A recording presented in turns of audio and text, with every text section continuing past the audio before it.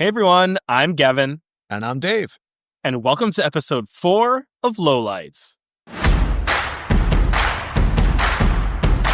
So we got another exciting episode for you today. We'll be joined by Chris Kluwe, former Vikings punter and just incredible human being, a little bit later, and we'll talk about Chris in just a few minutes. But before we get into Chris Kluwe, lots to talk about from this past week in sports, obviously. Number one being the NFL draft, which happened this past weekend. I'm very happy with who the Atlanta Falcons picked. I told you guys last week that I was hoping that we'd shore up our pass rush, and we did that. We picked two tremendous edge rushers in the first round, and picked up a number of other guys who I think are going to be ready from day one to really make a difference for our football team. So I'm feeling good. Dave, how are you feeling about the Pats draft class?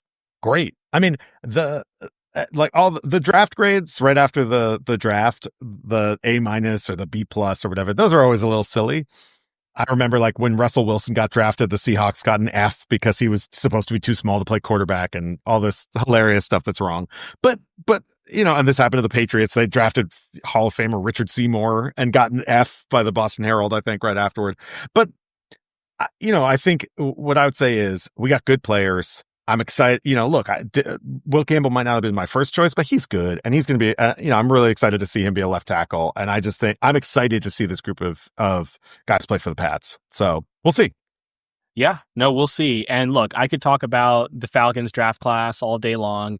You could talk about the Pats draft class all day long. But the biggest storyline coming out of the draft was not who either of our teams picked, but it was who the Cleveland Browns picked in the not first, not second, third, or fourth round, but in the fifth round, and that was Shedeur Sanders. And look, a lot of analysts, a lot of fans thought that he'd get picked a lot earlier than the fifth round. For those, just for added context, Shedeur Sanders, standout quarterback coming out of Colorado, and his dad is legendary NFL Hall of Famer Deion Sanders, who's now currently the coach also played in Major League Baseball. I mean, he was incredible. Also played in Major League Baseball and played for the greatest NFL franchise, the Atlanta Falcons. But had just had an incredible career, and now coaches his son at Colorado. So yeah, a lot of folks thought that Shedeur would be taken earlier in the draft. I mean, he's incredibly talented, but ended up falling to the fifth round. And I think reasonable fans can disagree as to when he should have been taken. I certainly think he had the talent to have been taken sooner than the fifth round. But regardless of where you stand there, I think we can all say that Shedeur's got a tremendous opportunity to prove everyone wrong, to prove every owner who passed on him wrong, every general manager who passed on him wrong. Other quarterbacks have been there, whether it's Kurt Warner who went undrafted or Tom Brady, your favorite quarterback who got taken in the sixth round. So and look how fell to the sixth round, Gavin. Arguably, Kurt Warner undrafted. I mean, there are so many players who can who made it. Proved him wrong. So I think we're both excited to see, what Shedeur does throughout his career. But look, I wanted to say one thing about the draft, and it relates to Shedeur Sanders. For those who don't know, there was a clip that circulated on social media this weekend of Shedeur at his home. He got a call from someone he thought was the New Orleans Saints general manager, and this is normal. During the draft, general managers from different teams will call guys who they're about to draft and share the good news, let them know that they're about to hear their name called. And so he got this phone call. The person on the other end introduced himself as the general manager of the Saints and told Shedeur that he would likely be drafted by them in a matter of minutes. Shedeur was feeling good, but the actual person on the other side of that phone call was not the general manager of the New Orleans Saints, but actually was a 21-year-old son of one of our coaches with the Falcons. And he and a group of buddies decided that it would be funny to prank call, because they had access to his number, thought it'd be funny to prank call Shedeur, lead him on and, make him think that he was about to get drafted. And if you saw that clip, if you saw that video, look, humiliating, embarrassing, there's no place for that at all in this sport, in this game that we love. And there's no place for that for us young men. That is not, don't be that guy. Look, if you find yourself in a situation where your friend, your bro, wants to do something as knuckleheaded and, obnoxious as what that guy did, be in a room of boys a man and say, Exactly right. how about we don't do that? Right. Be the voice of reason. Be that guy. Be that guy. It's not cool. It's not cute to do what that guy did. So let's remember that. Yeah. Let's not be responsible for someone else's low light to the extent that we can. Yeah. I think that's a good reminder, Gevin. And actually, to that point, there was a moment in the Red Sox game over the weekend. The Red Sox were playing in Cleveland, and a Guardians fan yelled. We talked last week about Jaron Duran, or 2 weeks ago, and Jaron Duran had been public about his mental health struggles, and a fan in Cleveland shouted something disgusting at him about that, and Jaron Duran got hot, and players had to hold him back, and coaches. But what I will say is, actually, speaking of not being that guy and instead being the bigger man, being a man among boys, and modeling better behavior, it was really incredible that this was a game in Cleveland. And after that guy shouted that awful thing at Jaron Duran, the fans around him, Boston fans and Cleveland fans, pointed him out, helped him get thrown out of the stadium. And a lot of Guardians fans have gone on social media after the game to say that they totally disagree with that guy, that what he said was disgusting and has no place in sports. And so I just thought that was actually a really nice moment, that it showed that people are still humans and can retain their humanity, even when it's a visiting player that people are yelling at. So I thought that was a highlight. That was a highlight of the sports week. Definitely. So before we get into introducing our guests for the week, we're recording this. It's Monday. Big day in Washington. Feels like every day there's something new. Something that I don't even want to read about or think about. But as two sports fans, Dave and I could not escape the fact that today was the Philadelphia Eagles Super Bowl visit to the White House. So, Dave, I know you want to say a few words about the Eagles visit to the White House today. Yeah, it's funny. There are some things, of course, that happen at the White House that are super, I guess you could call them political, where the president's making an announcement, the administration's trying to tout a policy. And we worked on those. But actually, some of the most meaningful events were not so much the political events, but the just sort of American events, like the Super Bowl champions come to the White House, the baseball champions, the NCAA champions. There's so many. Yeah, exactly. And the first remarks I ever wrote for President Obama were the WNBA champions, Seattle Storm, back when I was an intern in 2011. And so I just wanted to say that I think it's so wild to me, because for years you would never really think about, oh, well, this team isn't going to come because of they don't like the president. And these events were always such feel-good events. It wasn't about politics. It was just about celebrating greatness, and coming together as Americans in some ways. And that's gone. And it's, I think, a reflection of the times in which we live, that to just go to this White House, to walk past the disgusting signs with mugshots on them, to be a part of what this White House represents right now, feels like it's in fact making a political statement just to walk on the grounds. And I thought it was really telling that a number of the best players on the Eagles weren't there. Jalen Hurts, their quarterback, didn't go. A.J. Brown, Devonta Smith, their wide receivers, didn't go. I thought that was really telling, Gevin. So I wanted to bring that up. And that's something that we're going to talk about with Chris, and something that we're going to talk about with each other in Spotlights at the end of the interview. So I want to say a few words about Chris. For those of you who are longtime NFL fans, Chris Kluwe is a name that you recognize. But I think personally, what I respect and admire most about Chris Kluwe are not his on-the-field accomplishments, and he has many of those. He was a punter for the Vikings for a number of years. He went undrafted, but made a huge impact on that franchise, and to this day still holds a number of punting records for the Vikings.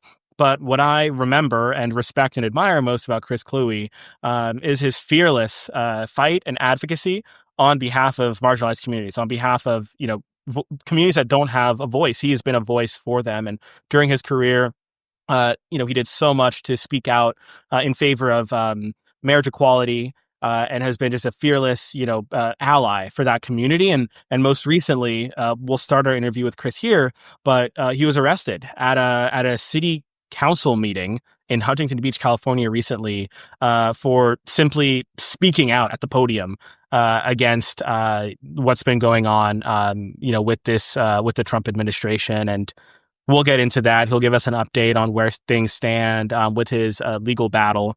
But with this in mind, obviously, this episode will be a little bit more political than the past three that we've dropped. We hope that you will enjoy the interview. But as always, DM us, send us a comment, or leave a comment. Let us know what you think about the interview. There'll be a little bit of colorful language, as just a little bit of content warning. Chris is quite the character with the vocabulary to fit. So, but he's tremendous and incredible. We're both so grateful that he made time to come on Lowlights. Yeah, we think you're going to really enjoy this interview. And stick around for spotlights afterward. We'll be talking about some moments that really stood out to us from the interview. Welcome on Lowlights, Chris. We are so excited to have the chance to talk to you, and so grateful that you were willing to take a little bit of time and stop by. Yeah, thank you so much for having me on. I really appreciate it. So today we're going to get into a bunch of topics and talk about your background and a little bit of your career and some of the other things that's happening in the country. But we wanted to start with one of the reasons that you've been in the news and on people's minds a lot of late, because just a few weeks ago you were arrested at a city council meeting in California in a moment of civil disobedience. And so it sounds like there's some potential updates with that, and we would love to hear a little bit about what that has been like for you, and where things stand, and any other reflections that you have. Yeah, for sure. Yeah. So for those who don't know, I was arrested for peaceful civil disobedience at a Huntington Beach City Council meeting. I was protesting a MAGA plaque that they wanted to put on the library. And my arraignment date was, I think like 2 weeks ago, somewhere around there. And that got postponed because I guess there's been so much protest related stuff happening in Orange County that they have to send it all to the special prosecution unit, which again, kind of sign of the times, right? Yeah, I was going to say, yeah, so much protest activity, sign of the times. Right? Yeah. But yeah, my attorney got in contact with the DA assigned to my case, and they agreed to a pre-filing diversion, where basically it means no charges will be filed, and in return, I have to do 20 hours of community service, 8 hours of a conflict resolution course, and then just don't get arrested for 6 months. And so my attorney was like, "That's a really good deal." I'm like, "Yes, that is a very good deal." I would greatly enjoy not pleading guilty in the court of law. Yes, as an attorney myself, can confirm that does sound like a good deal. Yes. Yeah. So, but yeah, and I think the thing is that, it goes to show that, like, yeah, they wanted there to be some consequences, right? But at the end of the day, it's neither side was sure about how a trial would go, right? Because, I felt like I am innocent. I feel like I have a very strong First Amendment case. The state obviously feels differently. That's the DA's job. But at the end of the day, a trial is really expensive. You never really know what a jury is going to do. So yeah, I'm more than happy to take the pre-filing diversion. Right. Well, and I know that that Gevin wants to get into this, but I think both of us were really struck by just exactly as you describe your peaceful civil disobedience and you participating in one of the greatest traditions in this country's history, which is of citizens speaking up on behalf of other people and on behalf of democracy and justice. And so, Gevin, I know that you wanted to go there next. Yeah, Chris, there's so much to say about this. One thing that comes to my mind is the fact that Republicans right now are waging war on libraries and what kids can read in libraries, trying to ban books, trying to do all these things. And here the city council is trying to put MAGA literally at the entranceway to a library. And I think there's just just the hypocrisy there is really rich. I don't know if you have any thoughts about sort of, before we get into some of the history that I know Dave and I want to talk about, but I guess if you could speak a little bit more about, I guess, how you perceive, the sort of the motivations and all that, and some of the poetic injustice I think that exists in this case. Yeah, no, for sure. Yeah. So I'm a little background on me. I'm a history and poli-sci major. So that's what I got my degrees in at UCLA. So I've obviously read about authoritarian regimes and kind of what people go through. And, there's a great line from Zach De La Rocha in Rage Against the Machine, right? Where he says, you don't got to burn the books, you got to remove them. Like, and that, that's the line that's always struck me, because that really is what the Republican Party is trying to do right now. They know book burning is very explicitly Nazi, right? Like, someone sees you burning a bunch of books, like, oh no, those people are Nazis. But if you're removing books, it's not quite as Nazi-esque, but it's really the same thing. You're trying to deny knowledge to people, and more importantly, the type of literature that they're going after, specifically like LGBTQ stuff, they are trying to erase those people from public awareness. And that's the first step towards actually removing those people from your society. And so it's very important that those of us who may not even be part of the LGBTQ community, that we speak up and we help protect them, because when they come for one group, eventually they're going to come for you and me and everyone else. So we got to speak up now. Right. That's a foundational lesson I'm Jewish, and that was a foundational lesson for many of us for many years after the Holocaust and et cetera, is that, that if you don't speak up for X population because you're not part of that population, just wait. Because eventually the sights will be turned on you and there'll be nobody left to speak for you. And so I think... Yeah, exactly. Yeah, it's the poem by Martin Niemöller. Exactly. Right. And so many people quote it, but it's like, did you really read it? Did you really get exactly. it? Did you understand the point? No, it's absolutely right. And our boss, when we were working for former Vice President Harris, she would go down to Florida when the mood there was to prevent people from teaching the true history of enslaved people. And, once again, we should be skeptical of anybody who wants to prevent people from learning about history, prevent people from learning about minoritized communities. And I think it's so laudable that you spoke up and spoke out. Yeah, thanks. And it's like what Dr. King said, right? That injustice anywhere is a threat to justice everywhere. Right.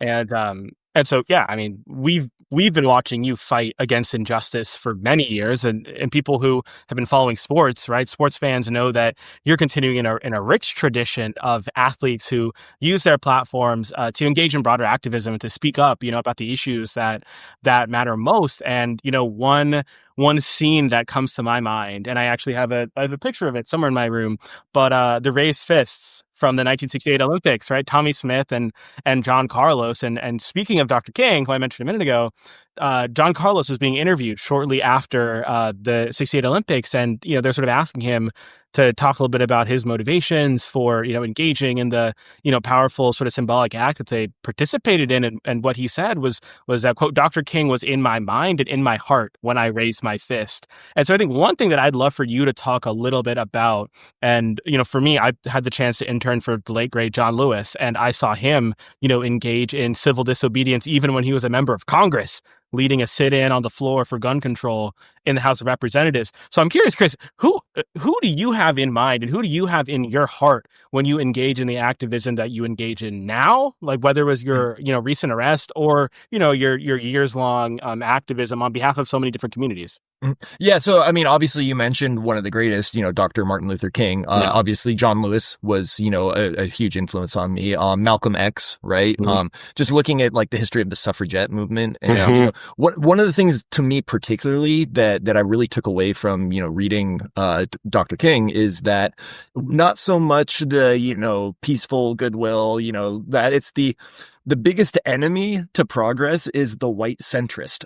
That's right. Yep. And like, we need more people like me getting out there and fighting, even though you are benefiting from the current system, because the current system is not stable and it will eventually come crashing down if people are oppressed. So you got to fight for other people, even if they aren't like you, even if they don't look like you, even if they don't have the same sexuality or gender. Whatever it is, if you want a free society, you have to fight for everyone else's right to be free. Otherwise, you lose your own. So yeah, it's been a lot of, just studying history, studying poli-sci, seeing kind of the titans of leadership that have come up through the civil rights era. And yeah, just asking like, hey, what would they do? And so, in my arrest in particular, at that time, like no one in the elected Democratic Party was doing anything, right? Like this was before Cory Booker's filibuster. This was before that our lawmakers actually started getting up off their ass. Like I was like, why aren't my lawmakers doing anything? Like why this is the party of John Lewis. Like just because he's passed on, you don't just forget what he did. Like you got to keep it going. And so in my head, I was thinking, well, if I'm expecting them to do that, then I have to be willing to do the same. And so that was a big part of why I did it was, hey, like, this is how it's done. I need you to be doing this. Like, I need you to show up. You know what? Like, if you need an object reminder, well, I guess here you go. I didn't particularly want to do it, but no one else was doing it. I mean, and I think exactly to your point, I'm sure that there were many inspirations, but so many of us were feeling that way. So many people were feeling frustrated that there wasn't more resistance. And to see you do that, I think did inspire a lot of people. Including perhaps Senator Booker himself. I mean, he clearly said that he was responding to the mood of the country. And as I think he put it, that it wasn't really about left and right. It really was about right and wrong. And he felt like it was his obligation as an elected official to stand up and to say, this is wrong, and I'm going to do everything in my power to stop it. And I do think that was so important and something that people drew from you. Yeah, well, and that's something that like I've been saying like in my appearances afterwards is that like this isn't a right versus left thing anymore. Like this is, do we want to be Americans or do we want to be something else? Because you can't wave an American flag and then vote for a guy who wants to put a crown on his head. Like those two things are in direct opposition to each other. Like they cannot coexist. And if people have forgotten, Donald Trump's White House literally put out an AI image of him with a crown on his head. Like that was the official White House account. And I don't understand how any American can look at that and not just be intensely outraged that like that goes against everything this country was founded on. And, America hasn't been perfect, obviously. Like we've not achieved the American ideal, but it's definitely worth aspiring to that dream, right? And going back to a king is not aspiring to the American dream. That was the whole idea at the very beginning. No kings. But George Washington didn't run for a third term, right? Yeah, exactly. Right, yeah, exactly. Like went back to his farm.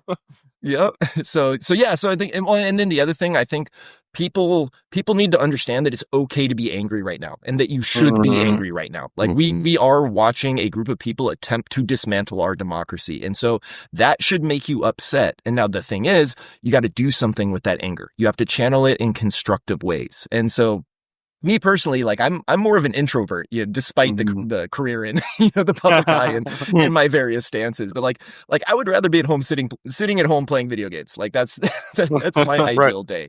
But when democracy is going down and I'm getting angry about it, it's like, okay, well, I got to do something. So I got to show up to city council meetings. I have to read up on the small local issues that actually matter. I got to go out and vote. Like if we just get the third of the country that didn't vote in the last election out and voting, we solve a lot of these issues. Yeah. Like, but you got to show up. Yeah. Right. No, and, that's absolutely I think there are a lot. And I think there are a lot of, and I know Dave wants to sort of go in this direction in a second too, but I think there are a lot of sports fans right now who are feeling very upset that more athletes aren't doing more and aren't speaking out more about what's going on in this country right now. And as you know, Chris, the Philadelphia Eagles are at the White House today. And I know Dave wanted to kind of talk about that a little bit. Yeah. Well, I just think, especially with Trump in the White House, both last time and this time, this question comes up. And we saw today that Jalen Hurts did not attend. The Super Bowl winning MVP quarterback, Jalen Hurts, did not go with the Eagles to the White House. And yet, Saquon Barkley, their star running back, did play golf with President Trump and is there today. And I was just wondering, number one, if you had thoughts about that. And number two, as somebody who has been in the NFL yourself, if there are players who are on the Eagles who are thinking, is this the right time for me to speak up? Is this going to risk my career? Is this, do I have an obligation to say something? What advice would you give to them who, if they were to so I can understand Right. Like I can understand the hesitancy to make a political statement because the NFL goes out of its way to make sure that only certain politics are allowed. Right. Like if you want to talk about tough political issues, the NFL is going to be like, no, we're going to get rid of you. But if you want to, salute the troops or, wear a MAGA hat like Nick Bosa did, like there's no real backlash for that. Like he still has his job. Like he's fine. So the NFL, again, is mainly run by rich old white men. So they vote for Donald Trump. They give money to Donald Trump and they're the ones who sign the checks. So, I get why players are hesitant to go up against that if they feel they have something different to say. That being said, as we said earlier, this is not a normal case of right versus left. Like we are at the point where you literally have to decide, are you going to be an American citizen or are you going to prop up a dictator? And when you show up to the White House in Donald Trump's administration, you are helping legitimize a dictator. And so every player who shows up, I don't care what your reasons are, you are an absolute coward. Because you are putting your own personal well-being ahead of America. And if we want to get out of this, we got to flip that around. Wow. Yeah.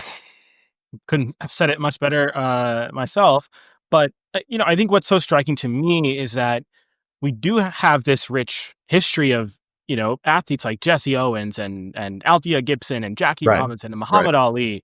And more recently, you and Colin Kaepernick, and even more recently, WNBA players, and honestly, a lot of female athletes who are using their platforms, who are simply saying, we are not living in normal times, and we can't just sit idly by. We can't just quote, shut up and dribble like the right. Wants you guys to do.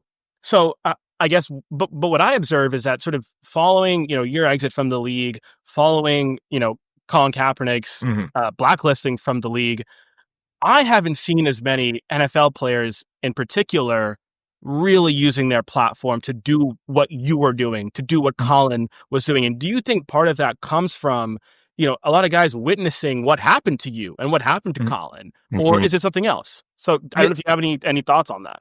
Yeah, no, for sure. I definitely think it's more so what happened to Kaepernick than what happened to me. Because I mean, let's face it. Yeah, I got some national attention, but at the end of the day, I'm a punter, right? Like most people are gonna be like, "Oh, you just shut up and kick the football." Like, unfortunately, that's just the way the world works. Right, when you see a starting caliber NFL quarterback who is clearly good enough to play, who can no longer find a job, was within 10 yards of winning the Super Bowl. Right. Yeah. And teams needed quarterbacks in the years following his departure. Like he would have slotted in. When you see that as a player, yeah, absolutely. You look at it like, well, if they can do that to a starting quarterback, they can absolutely do it to me.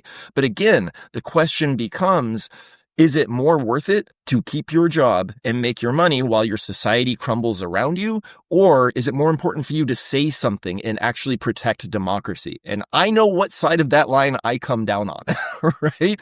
But at the end of the day, it's everyone's personal choice what decision they're going to make. And so while, yes, I can understand the reasoning behind it, I am also very comfortable in saying it is a cowardly decision to make. Can you give us any insights into what are the conversations like when you're sitting down with your agent or your manager or your PR person and, they have a conversation with you, like approaching it, I'm sure, as, think about what this could do to your career. Think about what this could do for your endorsements. Think about what this could do for XYZ. What are those conversations like? And I guess, how did you come to the point where you felt like, I don't give it, whatever at any of that. Right. Like my silence is complicity, because I think it's easzy for us to say athletes ought to be doing more, but a lot of us don't really know what those conversations are like and really understand what's at stake. So can you shed any light on any of that? Right. Well, so not really, because I only had an agent. Like I never had a manager. I never had a PR person. I think the only endorsement I had was like a $5,000 a year Nike deal, which was just kind of a general, hey, you're in the NFL, have some shoes. So for me, it was very much like at the point when I started to speak out for same-sex marriage and LGBTQ rights in the NFL, when I was approached by the group Minnesotans for Marriage Equality, I took a look at my career and how much money I had made. And I was like, okay, if I stop playing like this day, this very second, will I have enough to take care of my family, for the rest of my life? And I did. Like that was like, we live modestly. We don't, go on like super expensive vacations or have, the Maserati or the Rolls Royce. But like, it's like, I looked at it like, okay, I'm going to make X amount of money in Y amount of years, but I have to prorate that out over like 45 years, right? Because that's like the normal earning potential. And football isn't really a transferable job skill. Like you don't try another job and be like, I have football skills. so yeah. So when I looked at it, IQ. I was like, right? Yeah, I've got football IQ. We still have numbers here. So, but yeah, the way I looked at it was, if I stopped playing, like right this instant, would I be okay? And the fact of the matter was, I would be okay. And so, like for me, it was something where, okay, I'm in a position to do something and I have the privilege and the power to do so. I need to be doing that. And I think it's also important, like when we have this conversation, we have to draw a distinction between players who are very financially well off, such as, like the Jalen Hurts, like the Patrick Mahomes, the people that everyone know, they've made millions and millions of dollars. Like they have generational wealth at this point. I firmly believe you can have enough. I think they have enough. Now, that's way different, though, than like an edge player, right? So a special teams guy or, a second backup cornerback or, defensive back or like whatever. Because for those guys, it's a struggle every single year to stay on the roster. And if you do speak up, especially if it's before you've gotten vested, like you are risking your long-term pension and benefits that come from playing in the league. So yes, I will cut those guys more slack, but our superstars in the NFL need to be saying something. Like if you're Patrick Mahomes and you care at all about America, like you need to be saying something. Because again, before it was like, okay, yeah, maybe you don't agree with Colin Kaepernick's views on police brutality. And like, okay, we can have an argument there. I'm not going to agree with you, but fine. We can have an argument there. We cannot argue over someone's right to exist, like what's happening with trans people right now. Like we cannot argue over exiling and kidnapping American citizens, especially children, and sending them to other countries. 2-year-olds. That's not something we can argue about. Yeah. No, that's such an important perspective. And in some ways it seems so simple. It seems so simple. How hard is this? The government should not be kidnapping people without, and people say, due process. People say, well, why does due process matter? Because how do you know whether somebody's a criminal or not if you'll give them due process? That's literally what it's about in this country. If you have evidence against somebody, you don't even have to be an attorney to know. You probably want the government to have to prove that you are who they say you are and that you did what they say you did. And that goes to the whole point where like, oh, I'm a citizen. That could never happen to me. Well, guess where you have to prove your citizenship if you get arrested? You gotta go to court. Right. Otherwise, they just ship you off. Because your rights are whatever the nearest ICE agent says they are. Yes, exactly. Right, exactly. Or like ICE, like deportation mercenary. Honestly, we're seeing in a lot of instances too. Right. Yeah, well, so actually, and that's another thing I want people to be aware of is like there's a very specific reason I use the words exiled and kidnapped there is because if you are a United States citizen, you cannot be deported from America. Like that's not how the word works. What the American government can do to you is they can disappear you. They can exile you. They can kidnap you and send you to a foreign country, but they cannot deport you. Like that does not apply to American citizens. So when this government is doing that, we have to call the thing for what it is, which is exiling, kidnapping, disappearing. And those are all things authoritarian regimes do. Yeah. That's such an important point, and I'm just so grateful that you're using your platform, Chris, to talk about it. Because it's true. You could say, "Wow, I'm just a punter," but at the same time, it is national news when you stand up and tell people we need to demand better. This is not acceptable. And so so I want more people to do it. I want more superstars in the NFL to do it because, like, again, we got to come together right now. Right. But that's actually, and Gevin, I don't want to take anything. If you had another question about this, I don't want to change the topic just yet, but I do want to get to your career actually, Chris, because you brought it up and you highlighted the distinction between how there's all these superstars in the NFL that we always hear about, and in every sport, the LeBron James, the Jalen Hurts, the Patrick Mahomes, the Tom Brady's. But the reality is that's actually not the majority of even the professional athletes in these leagues. And so you were going back to your career, you were a standout at Los Alamitos High School. You as you said, you went to UCLA, and finalist for the Ray Guy Award. I mean, you were clearly a real standout. I was pretty good at what I did. You were pretty good. And yet, you didn't end up getting drafted. And so part of what we like to do on this podcast is ask people about moments where they overcame setbacks and where they had to confront challenges in their career. And we just went through the NFL draft, where as every year, a lot of really incredibly talented guys went undrafted.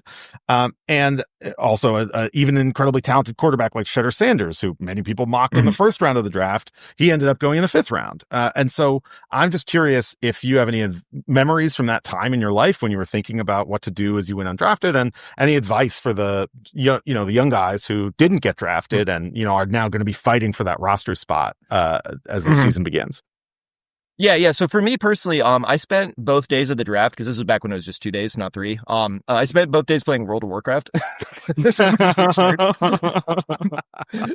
So I was running around PvPing, waiting to see if my phone were doing or not. Awesome. Right. So I was fortunate though that I had a good pro day. My agent was in contact with other teams, and he's like, "Hey, this is what it's going to be like. Like, you're either going to get drafted in the 6th or 7th round, or one of these teams is going to pick you up immediately after the draft." And yeah, sure enough, that's what happened.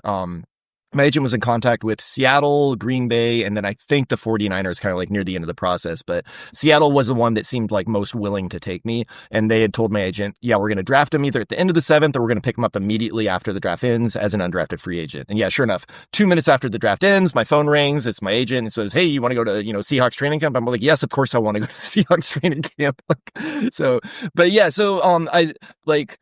The drafting process is, generally, if you're drafted in the 1st through 4th rounds, you have wiggle room, right? You're going to get at least a couple years. 1st and 2nd round, you're going to get at least 3 to 4 years, because they see you have that much potential, or they think you have that much potential. You got to really flame out to not make it as a 1st or 2nd round pick. 3rd or 4th round, you'll get maybe 2 or 3 years, depending on your attitude, depending on how hard you work. But anyone drafted in the 5th round and later, that's more teams being like, okay, we think this guy has potential, but we think someone else might claim him, so we're going to try to just grab him first. And so that's where it becomes really important to understand that you're competing against your spot, against everyone from that point on. Even if you're drafted in the 5th round, you're still competing against the 6th, 7th rounders and the undrafted guys. And when you're an undrafted guy or a late round draft guy, one of the most important things you can do is get on special teams. That is how you get on the team, because teams always need special teams players, and they need backups. And, they generally have a good idea who their starters are going to be, but they need to fill in the rest of the roster. So if you want to make your NFL team, study up on special teams, find out where you can contribute, and make sure you know your playbook. Because I've seen a lot of guys with a lot of physical talent who just didn't know what to do once they got on the field. And if you don't know what you're doing on the field, if you have to try to think about it, you're a half step behind the guy who's just reacting, and you're going to lose every single time against that guy. It is so funny, because once you get into these late rounds of the NFL draft, even on ESPN and NFL Network, when you're looking up these players, they're all still 6'5", 300. They run these incredible. Oh yeah, they're still great athletes. They're still incredible athletes, and you think to yourself, "Wow, this guy's going in the 7th round of the NFL draft, and he's one of the biggest, fastest players in the country." And here he is. It's still, you're going to be in the 7th round. We'll see if we have room for you on the roster. But it sounds like you found your way onto a roster, even though it didn't end up being the Seahawks.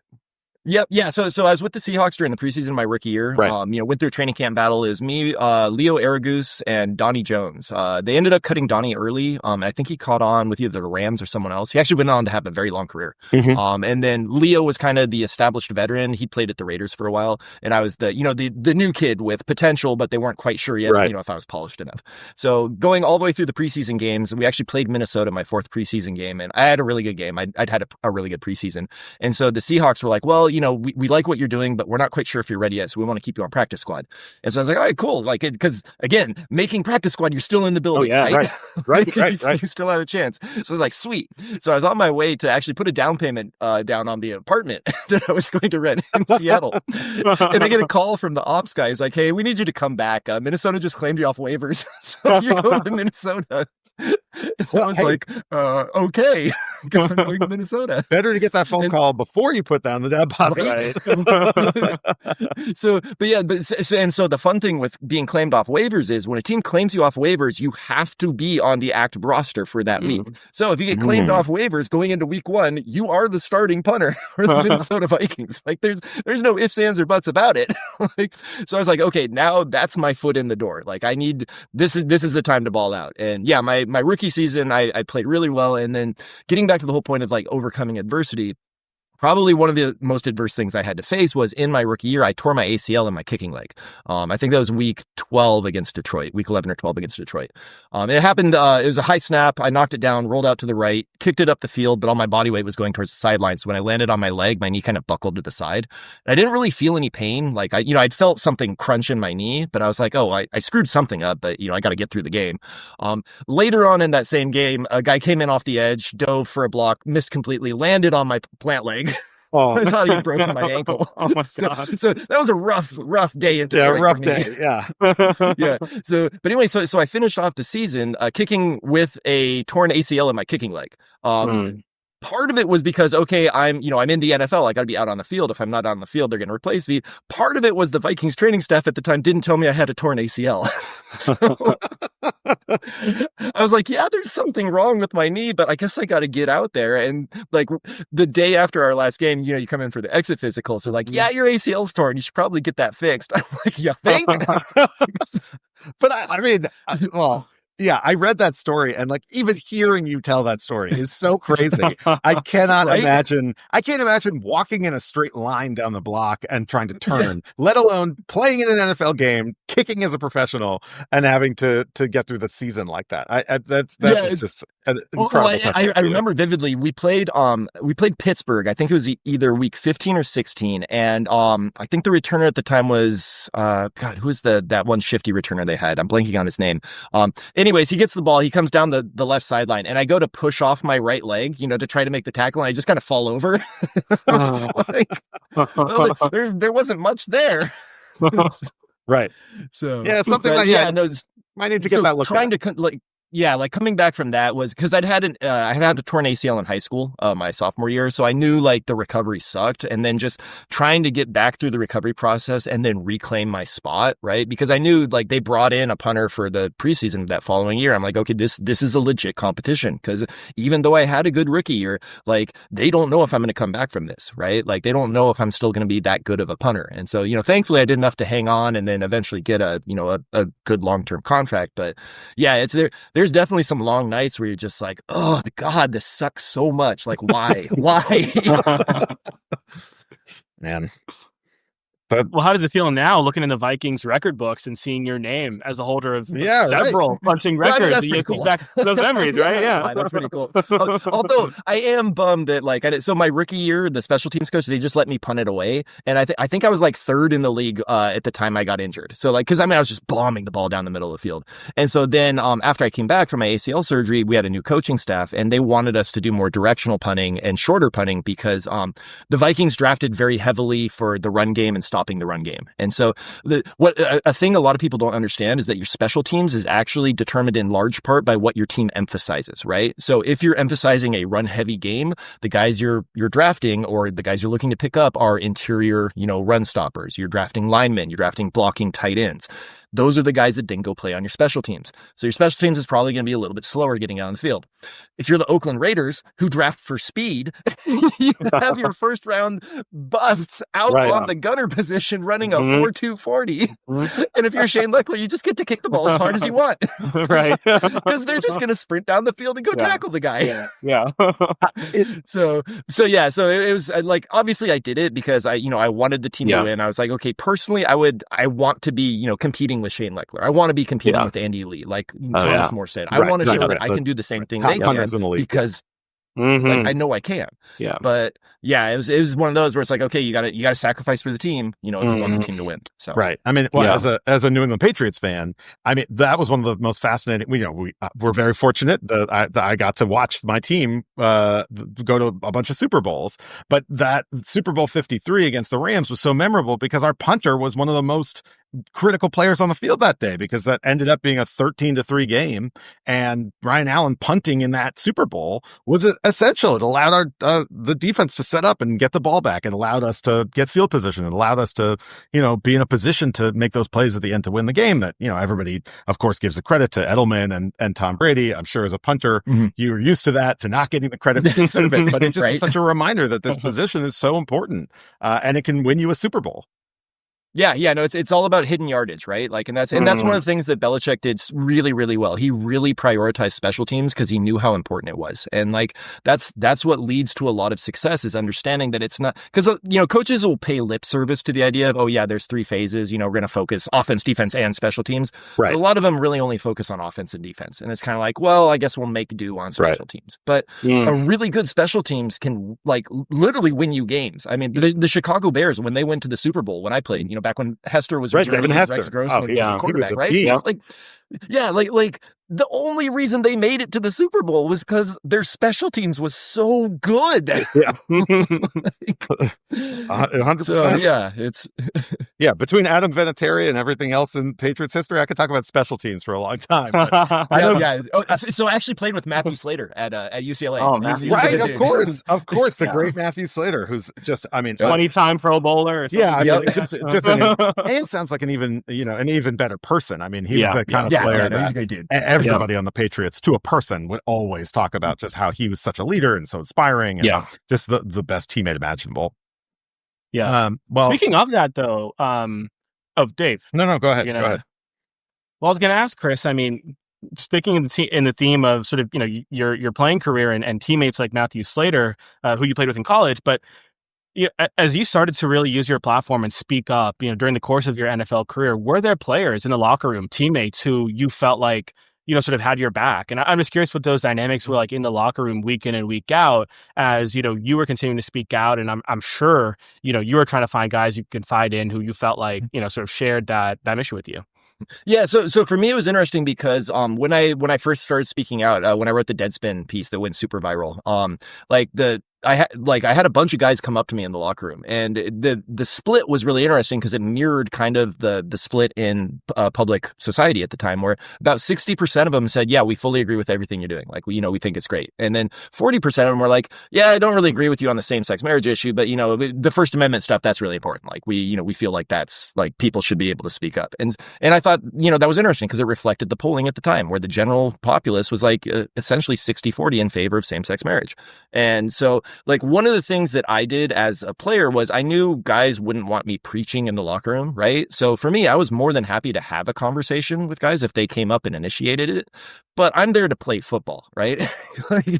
It's hard to keep your job in the NFL. And, I'm more than happy to talk with you if you want to talk about it, but I'm not going to be like cornering someone in their locker and be like, "So what are your thoughts on same-sex marriage?" Right. It's like, that's just a dick move, right?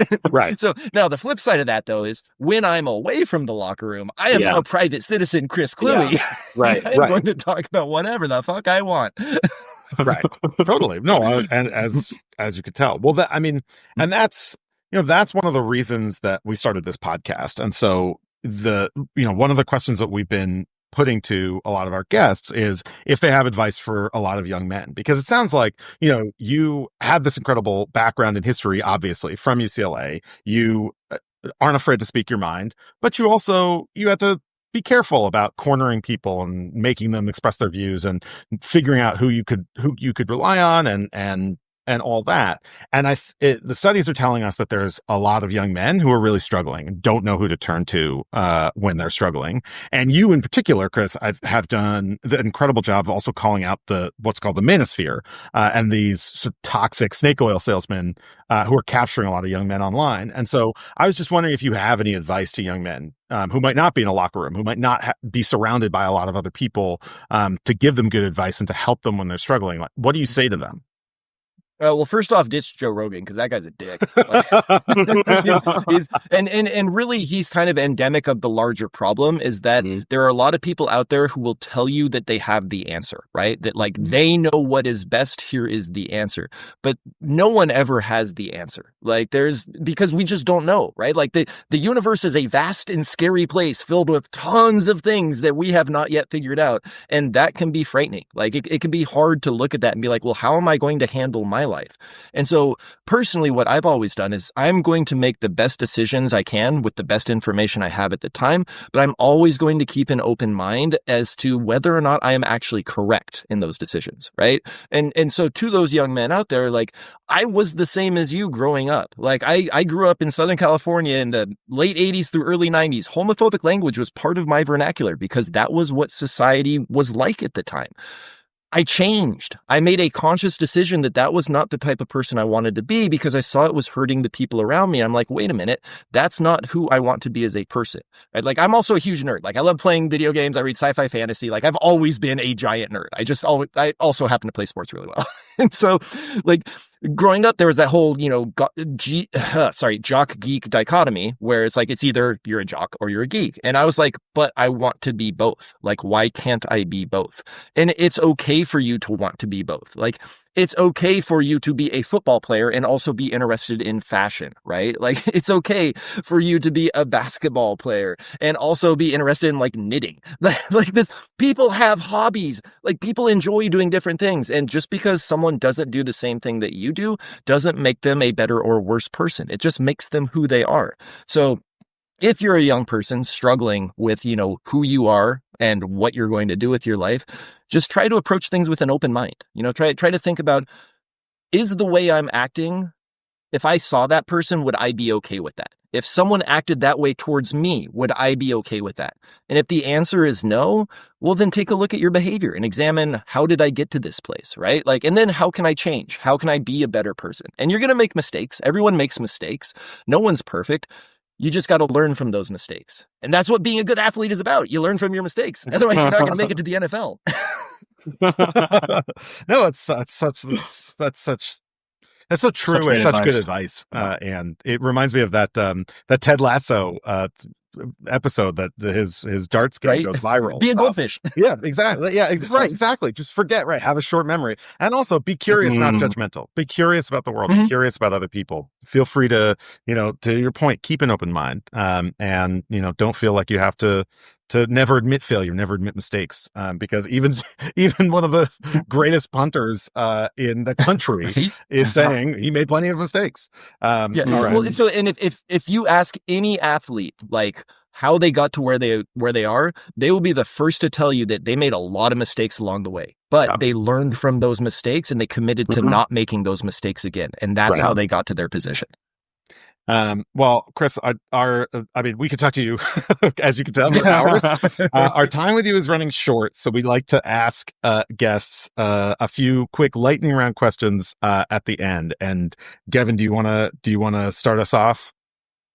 Yeah, Chris. So we know that you're a big video game guy. So I think let's ask you first. Going to ask you your favorite sports movie or TV show, the one you love to watch the most, or maybe the one that you think is most accurate in how it depicts, life as an NFL player. And maybe if you want, part B to question one can be, what's your favorite video game? You mentioned World of Warcraft, but maybe there's another one. Maybe it's Madden. I don't know. Yeah. So funny story. I actually don't play sports games. I'm good at every single genre of video games except for sports games. You just want to? Is that my choice? On first down. I'm not good at sports games. Like I can kick your ass at like FPSs or like card battlers, but it comes to a sports game, I'm like, those are some plays. But yeah, I'd say for me, probably favorite sports movie, probably a tie between Happy Gilmore and The Replacements. Nice. I think both of those are just fantastic. Shane Falco. And Shane Falco. The late great Gene Hackman. Yes. Oh, R.I.P. Yeah, he was great. Yeah. But yeah, and then favorite video game of all time would be Final Fantasy VI. So that was the one that came out on the Super Nintendo, and it is one of the best JRPGs ever made. And then close runner-up is like a tie between Ogre Battle, March of the Black Queen, which is another one from the Super Nintendo era. I guarantee you no one in your audience has heard of. And then Final Fantasy VII. Those would be my two runners. Wow. That is, I don't think your hosts have heard of it either. Yeah, I was going to say, but that is the most detailed. This is not the first time you've thought about the answer to that question, right. I feel like. Oh, yeah. When I say I'm a huge nerd, like, like gigantic. Okay, question. Well, I guess two, but at this point it's almost the third question. What's your music? What music do you go to when you're down or when you're getting ready for a game? And why is it Tripping Icarus? And where is Tripping Icarus in that the all-time bands list? So for those unaware, when I sold my number to Donovan McNabb, I had him mention my band name 5 times in a presentation. press conference. It was Drooping Icarus. And so it was supposed to be in like non-consecutive mentions, just so that way he didn't do it all in one press conference. But he mentioned it like 8 times, like just back to back to back. I'm like, you know what? That's good enough for me. So, but yeah, for me, it's definitely alt rock. Huge fan of alt rock.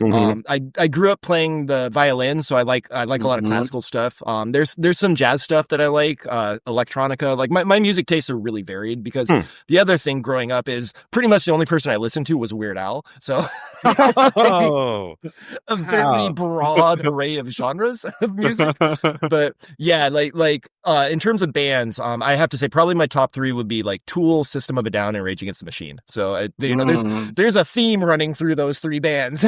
For anyone who's listened to their music.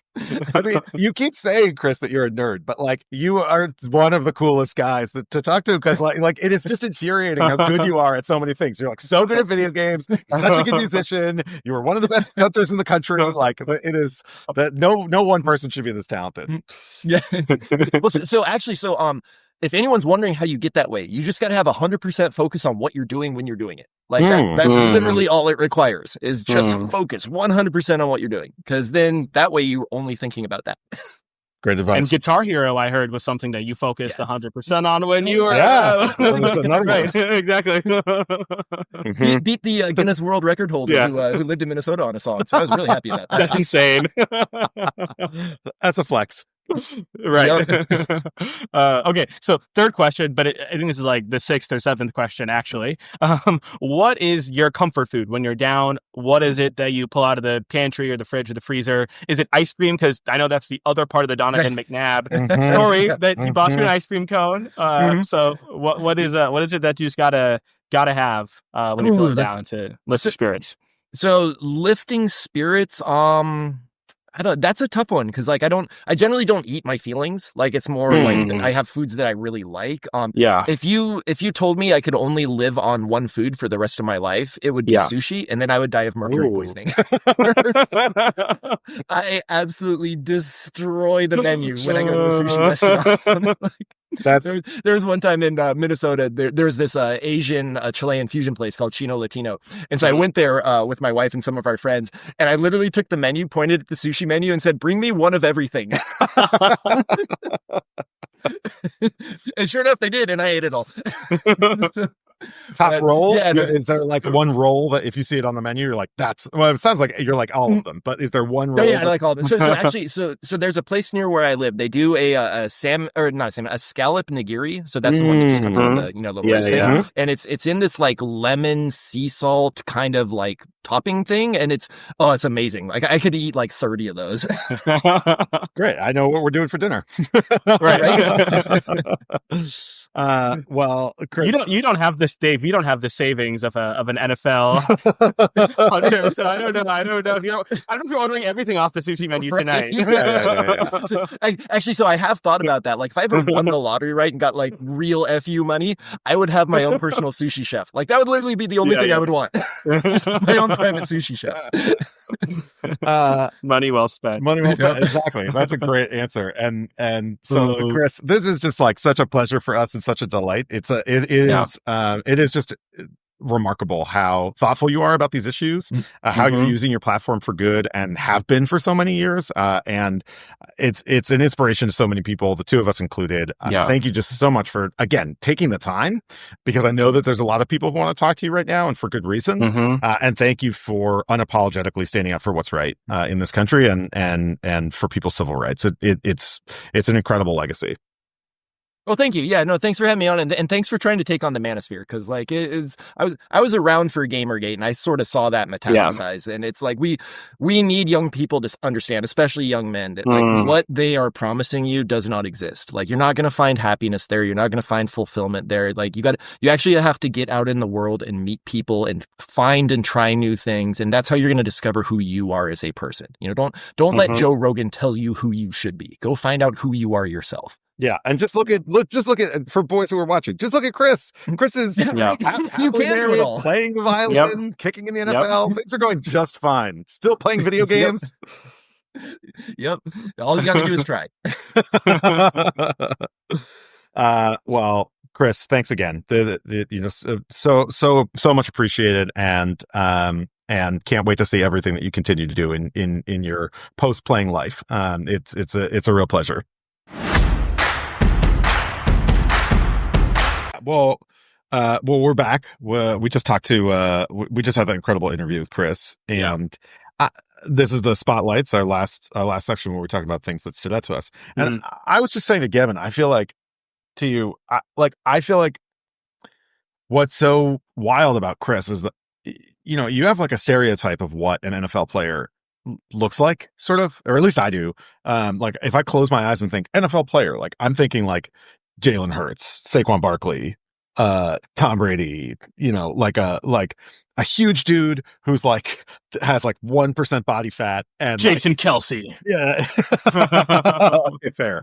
But like, just like a big dude who's, like a big football guy who's played football his whole life, and like that's his real interests. Yeah. Whereas like Chris, from the moment that he hopped on and started talking to us, is just not what you think of as a stereotypical NFL bro. Like he's a gamer bro. He's a gamer bro, and playing the violin and eating sushi, and about being a history major at UCLA, and like clearly just has so many interests that have nothing to do with the NFL, and yet he has this incredible leg that allowed him to be this incredible punter and be a punter in the NFL for years and years. And we couldn't see Dave is that he's 6'4", and couldn't quite see that. He was sitting down. If we had met him in person, I feel like we'd be. But I don't know. I just think like, especially for young people who are watching this, or who are thinking about how they don't fit in or they don't match what they imagine these adults are like, and these older men are like. I think it's a good reminder that, like, he talked about himself listening to Weird Al Yankovic in high school as a kid, and that's the only music he listened to. And I think that I loved Weird Al when I was a kid too. That wasn't the only thing I listened to, but there were kids that only listened to Weird Al. And I feel like just that alone, I think, says something interesting about the fact that all kinds of people go on to careers in the NFL, all kinds of people. There's a space for everybody in this world, and in a league like the NFL. And I just think that's such a good lesson for young people who might feel like they're the only person that's like them, or like they'll never find their people, their community. And I feel like even on our podcast so far, somebody like Colin Allred and somebody like Chris Kluwe are so different, and yet they both are really wonderful people who have built these successful lives and careers and not done it the traditional way. Yeah, no, I love what Chris said about, you can be a nerd and a jock. And I think it's beyond just Chris demonstrating that with his own life and his own career, with the many interests that he has, from playing video games to playing the violin to playing the bass in his band, to being a former NFL punter. Look at someone like Truman, who's our second guest on Lowlights, who was this close to going to med school and may very well go to med school after his NFL playing career. But at the same time, is now an NFL player. So I think, kudos to us for, I think, bringing on some cool guests who can speak to that. Kudos to us, Gevin. Yeah, kudos to us, and obviously as hosts, we can also speak to that because, as we've said many times on the show, we are former, standout intramural collegiate level athletes ourselves, and also political speechwriters. So I think we kind of just reflect that in who we are and what we've done as well. So, all right. Anything else stand out to you about the interview? Yeah, well, what I was wondering, if we'd had more time with Chris, but by the way, he was incredibly gracious with his time. I can't imagine all the things on his plate right now. And he spent something like 45 minutes with us. Mm-hmm. But, I think he issued a very powerful call to action for current athletes to do more in this moment, to do more, to say more, to recognize the power that they have with their platform. And that's something that he did, that he's continued to do. He mentioned guys like Colin Kaepernick and others, and I mentioned some of the athletes, male and female athletes throughout our nation's history who have done that as well. But what I would have loved to have talked to him a little bit more is, if you're an athlete listening to this, and maybe you're not one of those athletes who at the moment has the, savings he broke down for us, right? When he made the decision whether or not to really, go hard in the LGBTQ advocacy back when he was with the Vikings, he charted out, how much money he had to sustain himself and his family, over the future. So let's say you're a player who did that calculation and concluded that maybe you didn't have the financial stability that he had. What should athletes who want to do that, who want to use their platforms, what do they need to know, and what can they do? What should they do, to prepare themselves for the very likely, hardships that they'll probably face, the blowback, the financial consequences in some cases. Maybe they'll lose endorsements. Maybe they'll lose their starting jobs. Plenty of athletes who've demonstrated that. I would have loved for Chris to be able to tell us a little bit more about, from his experiences, what can athletes learn from his story, from other athletes' stories, to engage in advocacy, but to do so in a way that, they are clear-eyed to what they're getting themselves into and can take certain steps before, going down that path to make sure that they'll be okay, ultimately. Yeah, no, you're absolutely right. There's a cost associated. And he was very clear about that very clear. He felt the obligation to speak out and speak up and use his platform for good. Yeah. But at the same time, he was clear that he was risking his career in doing so. Definitely. And I think a lot of people are facing that question, Gevin. And I thought it was very interesting that he himself identified that when the Eagles' visit to the White House came up, for example, it was very notable for a lot of people that Saquon Barkley did golf with President Trump and go to the White House. But a lot of the other well-known Eagles, Jalen Hurts didn't go to the White House. Devonta Smith didn't go to the White House. A.J. Brown didn't go to the White House. And those are some of the most well-known members of that team. Yeah. And I think Chris identified right away that there are a lot of people on an NFL. I mean, there's 53 guys who are on the game day roster. That's a lot of people on an NFL team. Even if you're a Patriots fan or a Falcons fan or whatever, there's a lot of guys on that team that you have never heard of, who don't have generational wealth, who are barely hanging on to their roster spot. Whose faces you could not recognize and therefore probably don't have these multi-million-dollar, endorsements and sponsorships. He said he had like maybe one sponsorship with Nike. Some shoes from Nike. Yeah, because he was in the NFL. Yeah, exactly. And I think that's it is important, I think, to understand that these athletes who speak out are risking their careers potentially. No, they do so at tremendous cost. Tremendous cost, exactly. Tremendous cost. Yeah, I thought I think that's a really interesting observation and a really important part of that conversation. And one thing too I wonder about, Dave, is, we're seeing this rise in NIL where, college athletes, before they even make it to the league, are able to make millions of dollars. They're building their brand before they even become professional athletes. And I wonder if that raises the stakes almost, where if you're Shedeur Sanders, I mean, whoever, right? Like take any college athlete you want.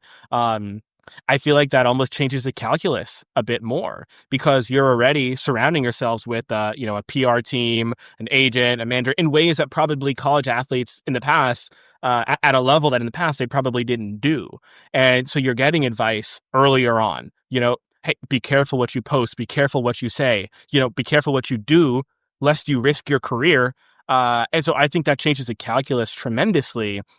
And I would love to talk to some of these, younger athletes who are coming up to really pick their brain on the extent to which that factors in to their decision making, when they're thinking about, should they repost this or should they repost that, because look, even Saquon, if you go back to 2020, he was posting about how great the protests were during the movement for Black Lives. And I mean, he was obviously still a pretty big name back then. People knew who he was, but I mean, his star power is just, grown even more so from then. And so I wonder then, as we're seeing players, focused on building their brands and images because they can profit off of them earlier and earlier now, is that changing their calculus around whether or not they use their platform to speak up about issues that might be controversial? Right. No, you're absolutely right. I mean, somebody like Caitlin Clark, my understanding is she took a pay cut. Yep, she left college. Yeah, to go to the WNBA. Yeah. Took a pay cut. You're absolutely right. Yeah. And I think you were spot on to reference those athletes with Chris, because so often when athletes are told to shut up and dribble, as you say, it overlooks the fact that there have been athletes throughout this country's history who have actually led these fights for social justice, in part because they were the only ones who had the platform to do so. And so whether it was Jesse Owens demonstrating in Nazi Germany that anybody could compete and win in the Olympics, or the athletes who spoke out at the '68 Olympics, or Muhammad Ali sacrificing his heavyweight championship in righteous protest. I think that there's a lot of times in this country's history where it's been athletes, it's been professional athletes that people have looked to to lead those conversations, to lead those fights, to make those statements. And so I think Chris is in that tradition. Yeah. And I think I appreciated the point that he made about the power structures that exist in professional sports. He talked specifically about the NFL, such that, and I can attest to this, right? I mean, I worked for the NFL. I, was in spaces with the owners and the, managers and the executives. And, I'll say nothing but positive things about my time with the league, but I can also point out the fact that I learned a lot about how power works in professional sports, at least in the NFL. And Chris, made the point that a lot of players you see, whether it's Bosa with his MAGA hat or others who are speaking out on the other side, oftentimes don't face the same level of criticism and blowback as players on the other side who might look differently, or who might be speaking out about, issues on the other side. And, I think one thing that my time with the NFL showed me was just the importance of ownership. And, I think this moment calls for there to be a serious reckoning across professional sports about who are the people who have seats at the table, who are making the decisions about the directions of the leagues, about what's okay, about what's not okay, who are in the room when votes are being taken at, the league's annual meetings. And, I aspire to a day when we have a diverse ownership of people from all backgrounds, of all colors, of all perspectives, who, can actually be voices in the room to say, no, it's important that players have the ability to speak up for the issues that they care about. I think right now we're still working toward that. There are also differences across leagues. I think different dynamics based on the ownership, based on the players and the extent to which they're superstars, right? I mean, the NBA, the guys don't have helmets, so there's sort of more faces of the franchise. Historically, in the NFL, the superstars have not been black players because they haven't been quarterbacks. And so dynamics are changing and there are differences across leagues. But, I think there's a lot of change that needs to happen, in professional sports from a structural standpoint and a power standpoint, to give players a greater voice financially, right? More guaranteed contracts. There's so much changing right now in the NFL. I think good necessary steps being taken to give players more leverage and more ownership and more power and more voice. And I look forward to, those developments continuing to proceed so that we don't have guys like Colin Kaepernick and Chris Kluwe who choose to speak up for what they believe in and end up without a job. Yeah. And I think the last thing that I'll say is just it's a lesson from politics, which is stand together or fall separately. And I think we've seen this play out in a lot of different contexts, that courage builds on courage. And the more people who come forward and speak their mind, the more safety they'll have in numbers, because it's easy when there's just one or two players who are kneeling and who are protesting. It's easy when there's just one Chris Kluwe speaking out about marriage equality. It's easy for that person to get targeted and removed from the league. It's a lot harder if you have 100 players who are speaking out. And it doesn't mean that everybody has to agree with them. It doesn't mean that everybody has to share the same point of view. It's just to say that if to Chris's point, there were a lot of people who came up to him in the locker room and voiced their support for what he was saying. And so I think, at times like these, it's important to remember that that's okay. Athletes have always used their platforms to talk about issues of the day and even controversial issues, and doing so in a peaceful way, doing so in a respectful way, but still bringing up the important issues of the day and civil rights. That's something that, if athletes have the platform and the interest to do, I think is an incredible tradition to continue. So really interesting that we had Chris on. Really interesting to talk to somebody who's, I think, going to go down in this era as one of those voices, one of those people that you read about who spoke out and used his platform to do that. So, and to bring it full circle, I think, Dave, and to really kind of ground us back in this moment and today, to your point on strength in numbers, you mentioned a number of guys who opted not to go to the White House today. I think in an alternate universe, it could have just been Jalen Hurts, and that would have put a pretty big target on his back. I think he still would have had the courage to do that and to stand alone in taking his stand. But the fact that whatever percentage of the Eagles, starting offense and on the defensive side of the ball too, chose to together take a stand and say, we're not going to legitimize, what we see coming out of the White House. I think it just goes to serve your point that there is strength in numbers. And I think it was a powerful statement to see so many guys, not just a one-off, say that we're not going to go. Right. That's exactly right. And you see that in many successful social movements. You see that in political movements. You see that in not just in the United States, but across the world. That exactly to your point, Gevin, that one person is easy to isolate. Many people are very hard to isolate, and that it's always the right time to represent your values and to stand strong for things you believe in, especially when there are so many lives and rights on the line. And so I think it's a real credit to the people who are willing to speak up and, as Chris did, risk their financial livelihood and well-being to say what they felt needed to be said. Exactly. And the last thing that I'll say is, I mentioned during the interview the Black Power moment during the 1968 Olympics. Right, the raised fists. Exactly, the raised fists. And I think a piece that sometimes we don't talk about enough is the fact that Smith and Carlos, had their fists up, but Peter Norman, the third sprinter on that platform, I think it was from Australia. His fist wasn't in the air, but he wore a patch in solidarity with Smith and with Carlos, and the three of them coordinated that moment together. And it was, having an ally like Peter Norman, I think, was really powerful for the world to see. And actually, when Peter Norman passed away, Smith and Carlos both spoke at his funeral and were pallbearers for him. And so, again, just the importance of allyship. And, I think a lot of groups are being targeted, right now by this administration. And there've been a lot of groups who've been targeted just across history.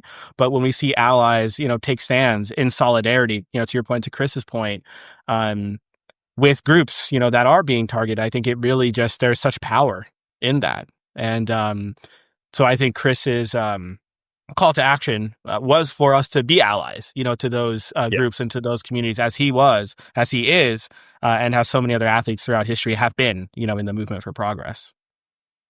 So, well, again, another fascinating interview, different than some of our other interviews, but no less interesting, and certainly this one really timely. So I hope folks liked it. I hope folks continue to tune in. We're going to have some additional great guests, and we'll be right back in the same place next week with more highlights, lowlights, and spotlights for you. All right. See you next week.